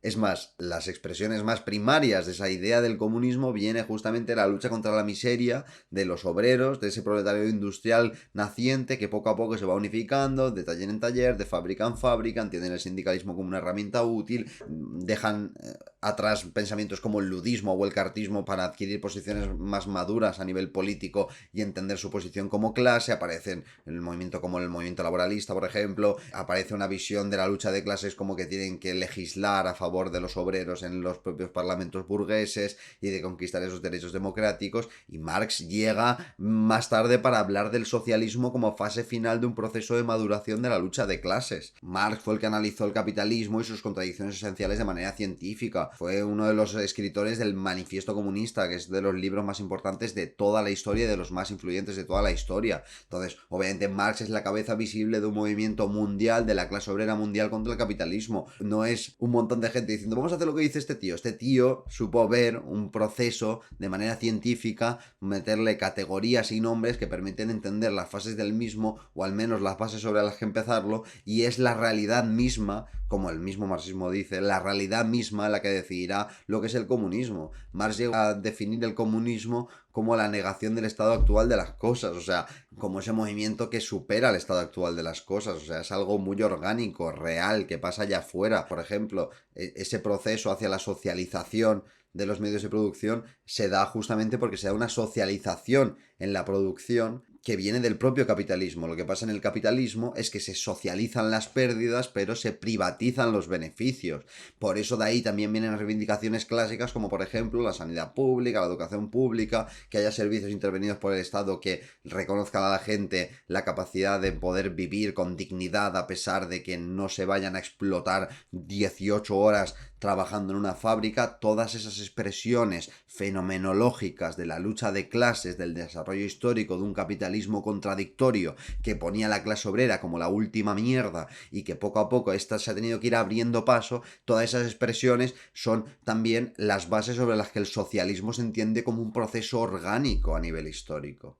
Esto es de primero de historia y de ideología. Creer que el marxismo es hago lo que pregonó un tío es mentira. El bolchevismo triunfó llevándole la contraria a una de las tesis más importantes de Marx y Engels, que eran, por un lado, la de la revolución mundial. No fue una revolución mundial. Y dos, diciendo que las revoluciones, según Marx y Engels, se iban a llevar a cabo en los países más avanzados a nivel productivo, las fuerzas productivas donde más avanzaban y tal, y la realidad es que se dio en un país agrario súper atrasado, donde la clase obrera adquirió la capacidad de hegemonizar un proceso de revolución democrática para convertirlo en una revolución socialista. Uf, menuda chapa le acabo de pegar, loco. Es que me parece elemental, pero bueno, aquí os dejo, para que después digáis que no subo vídeos de formación. ¡Cabrones! La llegada del capitalismo no se buscó durante esos siglos. Los burgueses de la Edad Media no conocían el concepto de capitalismo. Es una gilipollez, de verdad. Incluso la palabra capitalismo le he puesto a posteriori. Los burgueses luchaban, por ejemplo, para que se acabase con los gremios y que se permitiese la competencia más abierta en las ciudades, para la desamortización y los procesos de compra y venta de las tierras, ¿no? La lucha contra la servidumbre también estaba ligada después a esto. Luchaban por liberarse de las estructuras feudales descentralizadas que permitían el dominio de un territorio por un señor o príncipe que ponía aranceles y que no les permitía comerciar, porque era justamente el mercado nacional, porque era el mercado internacional. Hubo muchos procesos relacionados con la aparición e implantación de la propiedad privada en muchos sectores de la población, en muchas partes de las relaciones sociales, que se fueron dando de manera espontánea, y después hubo procesos políticos que acabaron permitiendo acelerar justamente este proceso hasta la culminación del libre mercado como la nueva manera de entender las relaciones económicas entre los hombres. Las revoluciones políticas triunfales en los países capitalistas fueron justamente después de las revoluciones industriales a nivel económico, que permitían a una serie de países superar a nivel productivo al feudalismo e imponerse en la historia, y poco a poco extender eso. Es una gilipollez creer que porque ahora entendemos un proceso y antes no, lo de ahora no puede pasar y tiene que pasar de por sí solo, y en el capitalismo, como no entendieron todo bien hasta el final, lo que hay que hacer es lo que hicieron ellos, no entender lo que pasa. Marx lo que hace es descubrir algo que ya existe, una tendencia histórica, leyes que rigen el desarrollo de la sociedad, como la lucha de clases, o por ejemplo, la necesaria correspondencia entre las fuerzas productivas y las relaciones sociales de producción. Son leyes descubiertas por Marx, no inventadas por él. Está entendiendo un proceso que vivimos y que tenemos que llevar a cabo, no un proceso que no se dé de ninguna manera y de manera espontánea nos estemos inventando.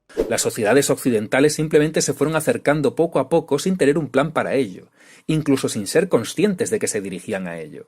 La Revolución Francesa sí supondría un paso donde una burguesía consciente de su clase le disputaría la hegemonía a la nobleza del antiguo régimen. Eso se llama maduración también, se llama relación entre espontaneidad y conciencia, y en ese proceso de paso de un siglo a otro, de lucha de clases y también de la revolución en el ámbito de las ciencias que permitía entender mejor esos procesos, obviamente acabó cristalizándose de una manera más clara en la Revolución Francesa. A partir de ahí sí podemos empezar a poner el cronómetro para saber cuánto tardó en estabilizarse y funcionar este nuevo sistema republicano burgués que estuvo lleno de muertes como lo estuvo también la implantación del socialismo en la URSS. El republicanismo burgués no es el capitalismo como fenómeno de modo de producción. Es más, por eso las revoluciones contra el absolutismo y el feudalismo, en vez de hacerlas los campesinos liderados por los propios campesinos, lo hacía la burguesía, porque tenía la capacidad económica y la capacidad de conocer, digamos, intelectual y de estar libre del trabajo casi esclavo en el campo para hacer esas revoluciones. Incluso por eso en la Revolución Francesa, aun con el papel predominante que tenía el campesinado, la clase hegemónica y la que dirigió ese proceso era esa burguesía liberal. El problema es que hoy en día solo hay dos clases al final, o sea, por mucho que haya vestigios de otras clases y tal, al final solo quedan dos clases, la clase obrera y la burguesía. La burguesía le interesa seguir dominando y la clase obrera no está en posición de convertirse en una potencia económica, como que supera a la burguesía y de repente pueda competir con ella y forzarle a cambiar. No lo hay, es un momento distinto. Es un proceso distinto, y tanto que odias que se equiparen cosas, en la actualidad la clase obrera solo tiene una posibilidad y es ir a por todo. Porque tú no puedes crear un socialismo en una rama de la producción y en el resto no. El socialismo se basa en la planificación también, en la expropiación de esos medios de producción para ponerlos al servicio de una dirección colectiva de los mismos y de las necesidades de la población. No puedes hacer eso con una rama de la producción. Lo peor de todo es que la burguesía ni siquiera permite eso a pequeña escala. No lo permite en otros países. No es que no lo permita en su país, es que no lo permite en otros países. Dice, y una polla. O sea, pregúntale a Estados Unidos lo que hacen. A Francia le llevaría menos de un siglo estabilizarse políticamente en su Tercera República, en la que ya jamás volvería la monarquía. Es que se está confundiendo también política con economía, pero bueno, que no pasa nada. Aquí justamente la revolución tiene que preceder por las características que estoy diciendo, porque ahora la clase obrera no puede adquirir ese papel que adquirió la burguesía, ni hay otra clase que vaya a adquirir el papel que adquirió la burguesía en el proceso de revolución contra el feudalismo y que permita que de manera espontánea se genere esas condiciones socialistas que de alguna manera convivan con el capitalismo en el mismo país. O sea, será un proceso revolucionario, habrá avances y retrocesos, como fue la NEP, por ejemplo, que ahí sí que se puede hablar de una convivencia de modos de producción, pero no de clase dominante. No de clase dominante. La clase obrera pasó a ser la clase dominante, luchó contra la burguesía, contra esa clase reaccionaria e impuso el socialismo en un momento de la historia, según muchos, demasiado temprano, pero que sirvió de lección para las futuras revoluciones. El camino hacia el comunismo se abortó relativamente rápido en la URSS y ningún otro régimen socialista ha mostrado signos de llegar ni remotamente al comunismo. No parece que se pueda establecer un paralelismo. Sí se puede, sí se puede. Se puede establecer un paralelismo en tanto en cuanto se cambiaron las relaciones sociales de producción, se cambió el régimen de propiedad, hubo cambios significativos en el ámbito social, cultural. No sé, hay muchos elementos a tener en cuenta que se pueden comparar con procesos revolucionarios anteriores y con el cambio de un modo de producción a otro. O sea, ¿cómo no vamos a tener en cuenta eso? ¿Cómo no vamos a tener en cuenta eso? Pero bueno, aquí hay muchas opiniones y seguro que Brigada no está de acuerdo conmigo y efectivamente al comunismo no se ha llegado porque se habla de una fase final en la que este proceso culmina en todo el mundo, igual que hoy el capitalismo es mundial, universal, indiscutiblemente el sistema que ha acabado con todo lo que había antes, se habla del socialismo como un proceso similar en un futuro lejano, un futuro muy alejado de las revoluciones del siglo pasado y seguramente muy alejado de las revoluciones que nos toque vivir pues este siglo o cuando sea. El capitalismo no es una ruptura total con respecto a lo anterior. Es una sociedad con clases sociales como anteriormente ya había también clases o estamentos. Esto es cierto. Esto es cierto. Y por eso incluso la burguesía muchas veces se aprovechó de la posición dominante de unas partes de esas clases dominantes para consolidar su poder, aunque con el tiempo solo quedó la burguesía. Solo quedó la burguesía. Siempre hay algún resquicio, hay países que van más adelantados, otros más atrasados, y siempre hay procesos, pero al final lo que ha demostrado la historia es que era uno u otro. Y hoy en día tenemos las herramientas para entender de que esto es lo mismo, de que no hay un socialismo en el que la burguesía y el proletariado colaboren. No lo hay.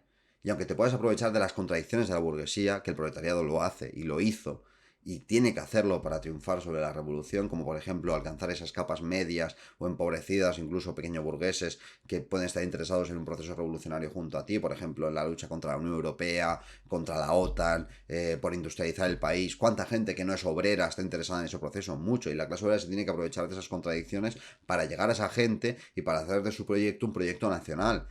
Pero la burguesía también lo sabe, ¿sabes? Y la burguesía no es tonta. Sobre todo la oligarquía financiera. Entonces, bueno, es algo que la historia dirá. La historia dirá. El comunismo propone que no existan ni clases, ni estamentos, ni nada parecido. Y es que es cierto, el comunismo, al fin de cuentas, busca la abolición de las clases, pero no porque es algo que nos apetezca, sino porque a nivel histórico y gracias justamente a la irrupción del capitalismo, la sociedad nos hemos podido dar cuenta de que han avanzado tanto las fuerzas productivas que ya no es necesario que una parte de la población someta a la otra, porque en eso se basan las clases sociales. En eso se basan las clases sociales, en que una parte de la población, para alcanzar las cuotas de producción necesarias para cubrir las necesidades X de esa población, tiene que someter a la otra. Igual que el esclavismo se construyó con ese sometimiento del feudalismo, también el capitalismo es esa última fase de esa clase que somete a otra con el fin de obtener unos beneficios privativos y darle las migajas al resto de la sociedad. Ya no es necesario. En eso se basa. Es un análisis científico de las tendencias económicas y sociales de nuestra historia. No es una cuestión de designios ni de me apetece que no sé qué. El comunismo también propone que no haya propiedad privada, mientras que el capitalismo hereda esa idea de propiedad privada de modelos anteriores. Y esto, en realidad, aunque es cierto que se mantiene la propiedad privada como tal, el capitalismo incorpora el capital, que tiene una relación totalmente distinta entre productor y poseedor del medio de producción de la que había antes, porque ahora el capital es un valor que busca valorizarse, busca aumentar el valor a través de la explotación del otro y el intercambio mercantil del fruto de su trabajo. Esta relación radicalmente nueva es la que ha barrido a nivel económico todas las antiguas relaciones de producción que habían en la humanidad y se ha impuesto como la dominante. Pero bueno, sí, es propiedad privada igual que antes, en el sentido de que una parte de la población tiene de manera privativa los medios de producción y la otra no. Y no es una propiedad colectiva sobre los mismos, sino individualizada. Esto es cierto. Pero hay que tener en cuenta lo otro que hemos dicho también. Para ser el socialismo un sistema que es la continuación del capitalismo parece bastante rupturista. Quizás habría que pensar que hay fases intermedias entre el capitalismo y el socialismo. Y esto es interesante, yo creo que es lo que estamos viviendo como sociedad y lo que vivimos también durante el siglo pasado. Pero lo que es absurdo es entender estos procesos como algo gradual que se va a dar sin ningún tipo de contradicción, cuanto los que están decidiendo si el futuro es de uno u otro es la clase obrera, que es la clase explotada, y la clase dominante, que es la clase burguesa, y que tienen intereses antagónicos entre ellos. Aunque cuesta imaginar cuál o cuáles podrían ser. La diferencia entre ambas historias es que el capitalismo se fue materializando de forma relativamente espontánea, mientras que el comunismo es una tierra prometida que se persigue desde que Marx vaticinó su llegada, pero que no termina de llegar.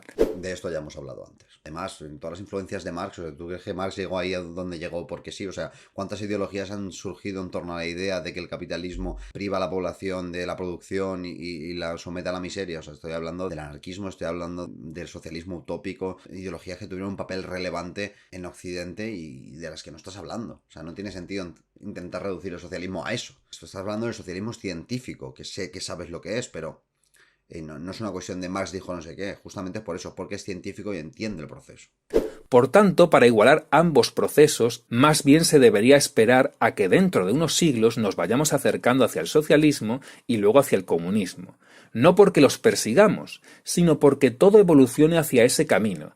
Díselo a los cantones suizos que iban a hacer matanzas para permitir la compra y la venta de tierras, sí, eso lo tenían muy claro, sí, o el terror francés, sí. Y entonces, en el momento en el que nos estemos acercando, ya sí podría llegar ese momento en el que habría que darle un empujón al proceso con una revolución. Los comunistas ven los fracasos como una forma de aprender, pero ¿ese aprendizaje servirá de algo a la hora de mejorar la vida de los obreros? ¿O tantas fases de aprendizaje tendrán un coste que les empobrezca y que haga de nuevo que una élite controle el Partido Comunista y se haga con todo el poder de forma egoísta? Yo de verdad aspiro a que Brigada un día se despierte en las revoluciones burguesas del siglo XVIII, tío. Y que diga, prefiero el bolchevismo, lo prefiero. Entonces, en tu modelo, un individuo al que se considere enemigo de clase, ¿qué pasa con él? Pues yo creo que hay que hacer una labor de agitación y concienciación. Creo que es lo Es decir, de adoctrinamiento de esa persona. No, de lucha ideológica. Y si esa persona, igual que se hace en el y si esa persona es muy cabezota, por ejemplo, imagínate yo en medio de la clase obrera, en un estado socialista, digo, no, es que no me convencéis y creo que estáis rotundamente equivocados. Y me lo intentáis explicar por todas las maneras posibles. ¿Cuál es mi destino? Pues yo creo que es seguir haciendo lo mismo con respecto a ti. Yo ¿Y creo, eso es? pues yo creo en la concienciación. Es que es utópico pensar que vas a concienciar a todos de que se dirijan al socialismo. Bien, y esto tiene que ver con lo que hemos hablado antes de la revolución cultural, aparte de que están descontextualizando a Robert porque no tiene sentido. En este mismo debate, Robert dice que está a favor de que en el socialismo haya debates ideológicos, que se dé voz a representantes de ideologías contrarias y que no es lo mismo hablar del socialismo en un proceso bélico, en un proceso de guerra y de supervivencia del Estado, que en un proceso de paz en el que estos procesos se dan de manera totalmente distinta. Robert lo dejó bastante claro en el debate y está hablando de que hay que luchar para concienciar a esa persona. Que no va a estar de acuerdo y puede que no lo esté y puede que incluso te permita a ti rectificar en otras cuestiones. Puede ser, por supuesto que puede ser. O sea, es que estamos locos o qué. Nosotros, ¿cuándo hemos negado eso? ¿Cuándo lo hemos hecho? Me parece un poco oportunista coger solo este cacho, aunque entiendo por qué se hace. Y también tiene que ver justamente con el cambio de mentalidad del que hablábamos antes, que permite el cambio en material, es decir, que la revolución a nivel material también genera nuevas condiciones de vida y de relaciones humanas que generan nuevas personas que piensan y son distintas, como lo somos hoy en día respecto a lo que éramos hace 500 años. Vas a comparar. Y no pareces tener un plan B. Es que es imposible concienciar a todos, y mucho menos a Rayo, si ni siquiera le pude convencer de que las estimaciones no son una evidencia empírica como para convencerle de que el socialismo es el mejor camino. Si quieres dirigirte al socialismo, tienes sí o sí imponérselo por la fuerza a los obreros que no lo quieran. Como mucho puedes aspirar a que no opongan resistencia si hay una mayoría de la sociedad que está convencida del socialismo. Se llama revolución. Una parte de la población contra otra, efectivamente. Las condiciones materiales son muy distintas, pueden pasar muchas cosas y son procesos complejos. La idea es que esos procesos se den de la mejor manera posible y no en base a dogmas idealistas de algo que no existe, que es la revolución pacífica de tu cabeza. Porque si te crees que cuando el capitalismo estaba maduro a nivel productivo se impuso de manera pacífica, es que estás flipando, brigada. Incluso en el momento más álgido productivo de la segunda revolución industrial se imponía sangre y fuego. El socialismo en comparación a eso, vamos, en comparación al terror que supuso la implantación del capitalismo, no es nada. Nada, porque está basado en la voluntad y en el poder de las masas, de una parte de las masas si quieres, pero al fin de cuentas las tiene en cuenta, no es como el capitalismo que era prácticamente imponerte allí donde vas. Hacer la revolución, sobre todo si es violenta, plantea un dilema moral en el que quizás no muchos hayan pensado. La revolución violenta plantea un dilema moral entre hippies. Tenemos países muy desarrollados en Europa occidental donde los obreros tienen seguridad social, un sueldo decente, se puede permitir unas vacaciones, comprar productos tecnológicos, etc. Además, la seguridad es muy buena, siendo los homicidios los más bajos del mundo. Lo que plantean los comunistas es que todo eso se ponga en riesgo para perseguir un ideal con muchísimas posibilidades de que sea imposible de materializar. Y todavía está por ver si esas nuevas tecnologías que plantea el cibercomunismo para la planificación socialista de la economía pueden funcionar a gran escala y en casos reales y no en simulaciones. Ya para acabar, porque creo que lo que quedan son todo cortes ya. Es absurdo creer que siempre vamos a vivir igual en Europa occidental cuando ya se está viendo que no. Cuando hay un proceso de depauperación, de proletarización de capas medias, cuando hace un siglo había procesos revolucionarios incluso en esta Europa, que era una Europa muy avanzada respecto a otros países. Es absurdo creer que solo es aquí cuando, no sé, ¿por qué no estás hablando de Bangladesh, de Haití, Tailandia, India, media Sudamérica? O sea, no tiene sentido, no tiene sentido. Y nosotros creemos que hay veces hay algo más importante que el cortoplacismo, y creo que tú eso lo entiendes también, brigada. Puede que no estés de acuerdo con lo que pensamos, pero creo que es absurdo intentar decir que algo no funciona, que una ideología no funciona, porque es demasiado arriesgado respecto a lo que tenemos ahora pensar que podemos tener algo mejor. Aunque aún así te digo, ni lo que tenemos ahora va a ser eterno, no lo es, nos vamos a la mierda, sobre todo por esta guerra y por el papel de Estados Unidos en Europa, entre otras cosas también por la inmigración, y vamos a tener que afrontar problemas muy gordos que hace pues décadas que no tenemos que afrontar aquí. Y eso va a imponer a la sociedad nuevas tareas, nuevos cambios radicales, y ahí es donde va a verse qué ideología está a la altura de las circunstancias y quiénes eran solo unos oportunistas que hablaban en base a lo que ellos piensan y ya está. No lo digo por ti, sé que eres una persona honesta, coherente y que estudia las cosas que dicen. Te recomiendo ir a los clásicos, estudiar un poco más la historia del comunismo, no solo a través de gente que habla de comunismo, ¿vale? Ya sin desacreditar a nadie más. Nosotros nos encanta que nos critiquen, nos sirve para seguir avanzando y para aclarar cuestiones y también para aprender. Y espero que algún día aceptes ese debate, brigada. Nos vemos en el próximo vídeo. Toma tostón de 40.000 minutos. Muchísimas gracias por verme. Nos vemos la semana que viene, chicos. A cuidarse, señores, a cuidarse.